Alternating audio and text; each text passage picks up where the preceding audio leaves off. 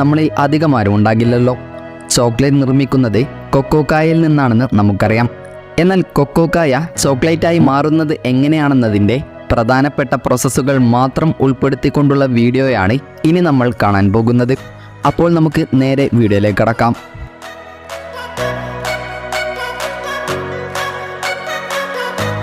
Chocolate നിർമ്മിക്കുന്നത് കൊക്കോക്കായയുടെ കുരുവിൽ നിന്നാണെന്ന് നമുക്കറിയാം. യഥാർത്ഥത്തിൽ ഈ കായകളെ കക്കാവു എന്നാണ് വിളിക്കുന്നത്. ഈ കായയിൽ നിന്നും കിട്ടുന്ന കുരുക്കളെ പ്രോസസ്സ് ചെയ്തെടുത്തതിനെയാണ് യഥാർത്ഥത്തിൽ കൊക്കോ എന്ന് പറയുന്നത്. ഏതായാലും ചോക്ലേറ്റ് നിർമ്മാണത്തിൻ്റെ ആദ്യത്തെ സ്റ്റെപ്പ് കക്കാവു മരങ്ങളുടെ കൃഷി തന്നെയാണ്. പ്രധാനമായും വെസ്റ്റ് ആഫ്രിക്കയിൽ നിന്നുമാണ് പല കമ്പനികളും ചോക്ലേറ്റ് നിർമ്മിക്കാനായി കൊക്കോ കായകൾ എത്തിക്കുന്നത്. ലോകത്തിലെ 70% കക്കാവു മരങ്ങളുമുള്ളത് വെസ്റ്റ് ആഫ്രിക്കയിലാണ്. തുടർന്ന് പഴുത്ത കൊക്കോ കായകളെ പറിച്ചെടുക്കലാണ് നെക്സ്റ്റ് സ്റ്റെപ്പ്. നമ്മുടെ നാട്ടിലൊക്കെ ഇതിൻ്റെ മരങ്ങളുള്ളത് കൊണ്ട് ഈ കായകൾ പഴുത്താൽ കാണാൻ മഞ്ഞയും ഓറഞ്ചും കലർന്ന നിറമായിരിക്കുമെന്ന് നമുക്കറിയാം. തുടർന്ന് ഇത്തരത്തിൽ പഴുത്ത കൊക്കോ കായകളെ പറിച്ചെടുത്താൽ അതിൻ്റെ ഉള്ളിലെ കുരുക്കളെ വേർതിരിച്ചെടുക്കലാണ് അടുത്ത പണി. കുരുക്കൾ വേർതിരിച്ചാൽ ബാക്കിയാകുന്ന വെള്ള നിറത്തിലുള്ള പൾപ്പ് കൊണ്ട് പല സ്ഥലങ്ങളിലും വൈൻ നിർമ്മിക്കാറുണ്ട്. ഇത്തരത്തിൽ വേർതിരിച്ചെടുക്കുന്ന കുരുക്കളിൽ പാകമായ പഴുപ്പെത്തിയ കുരുക്കളെ മാത്രമേ അടുത്ത സ്റ്റെപ്പിലേക്ക് ഉപയോഗിക്കുകയുള്ളൂ.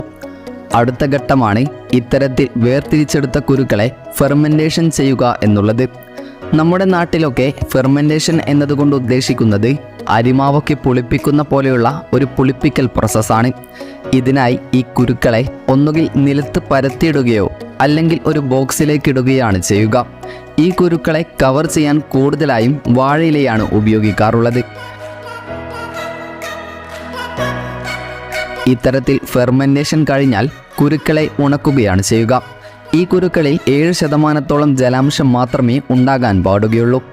എന്നാൽ മാത്രമേ ഇവയെ പൊടിക്കുമ്പോൾ ചോക്ലേറ്റിന് പാകമായ പൊടിയായി ഇവ മാറുകയുള്ളൂ.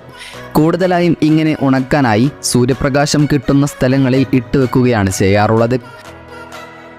അങ്ങനെ കുരുക്കളെല്ലാം പൂർണ്ണമായി ഉണങ്ങിക്കഴിഞ്ഞാൽ ഇവയെ ഫാക്ടറിയിലേക്ക് കൊണ്ടുപോകുന്നതാണ് നെക്സ്റ്റ് സ്റ്റെപ്പ് എന്ന് പറയുന്നത്.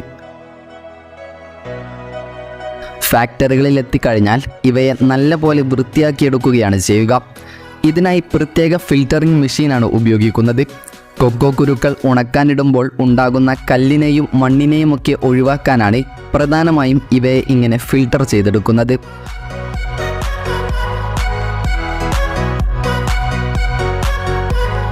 കൊക്കോ കുരുക്കൾ വൃത്തിയാക്കി കഴിഞ്ഞാൽ അവയെ ചൂടാക്കി അവയുടെ മുകളിലുള്ള തോടിനെയും കുരുക്കളെയും വേർതിരിച്ചെടുക്കാൻ പാകത്തിനാക്കും. എന്നാൽ തോടുകൾ കളയുന്നത് അടുത്ത ഘട്ടത്തിലാണ്. ഇങ്ങനെ വേർതിരിച്ചെടുക്കുന്ന കൊക്കോകളുടെ ഗുണനിലവാരം ഉറപ്പുവരുത്താനായി ക്വാളിറ്റി ഇൻസ്പെക്ഷൻ നടത്തലാണ് നെക്സ്റ്റ് പ്രോസസ്സ്. ഇതിനായി പ്രത്യേക അനാലിസിസ് ടീമൊക്കെ ഉണ്ടാകും.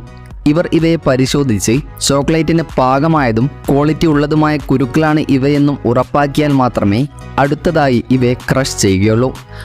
അങ്ങനെ ക്വാളിറ്റി ചെക്ക് കഴിഞ്ഞാൽ ഈ കുരുക്കളുടെ തോടുകൾ കളയാനായി നിശ്ചിത അളവിൽ ഇവകളെ ക്രഷ് ചെയ്തെടുക്കും.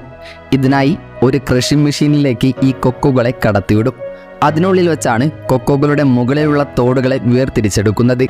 അതിനായി നിശ്ചിത അളവിൽ ഉള്ളിലേക്ക് എയർ കടത്തിവിട്ട് തോടുകളെയും കുരുക്കളെയും 2 ഭാഗത്തേക്ക് മാറ്റുകയാണ് ചെയ്യുക. ശേഷം ഈ കൊക്കോകളെ ഒന്നുകൂടി ഫിൽട്ടർ ചെയ്ത ശേഷം അവയെ പൊടിച്ചെടുക്കും.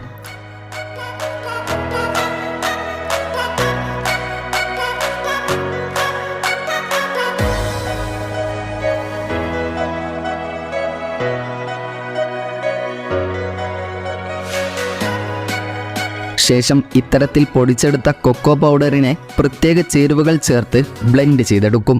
ഈ പ്രോസസ്സ് കഴിയുമ്പോഴേക്കും ബ്രൗൺ നിറത്തിലുള്ള ഒരു കട്ടിയുള്ള പേസ്റ്റായിരിക്കും ഔട്ട്പുട്ടായി ലഭിക്കുക.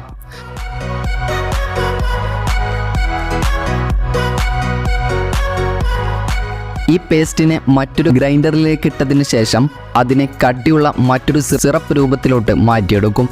ഈ സിറപ്പിന് മദ്യത്തിൻ്റെ മണമായിരിക്കും ഉണ്ടാവുകയത്രേ. അതിനാൽ തന്നെ ഇതിനെ ചോക്ലേറ്റ് ലിക്വർ എന്നാണ് വിളിക്കുന്നത്. ഇത്തരത്തിൽ ലഭിക്കുന്ന ചോക്ലേറ്റ് ലിക്വറിൽ ചോക്ലേറ്റിൻ്റെ ടേസ്റ്റിനനുസരിച്ചുള്ള കമ്പോണൻസ് ആഡ് ചെയ്ത് ബ്ലെൻഡ് ചെയ്തെടുക്കുകയാണ് ഇനി ചെയ്യുക. ശേഷം ഇവയെ നിശ്ചിത ടെമ്പറേച്ചറിലിട്ട് വീണ്ടും അവസാനമായി പ്രോസസ്സ് ചെയ്തെടുക്കും. അതിനുശേഷമാണ് നമ്മൾ ഇന്ന് കാണുന്ന ഡയറി മിൽക്ക് പോലെയുള്ള ചോക്ലേറ്റുകൾ വിപണികളിലെത്തുന്നത്. ഏതായാലും ഇത് ചോക്ലേറ്റ് നിർമ്മാണത്തിൻ്റെ ചുരുങ്ങിയ ഒരു രൂപം മാത്രമാണ്.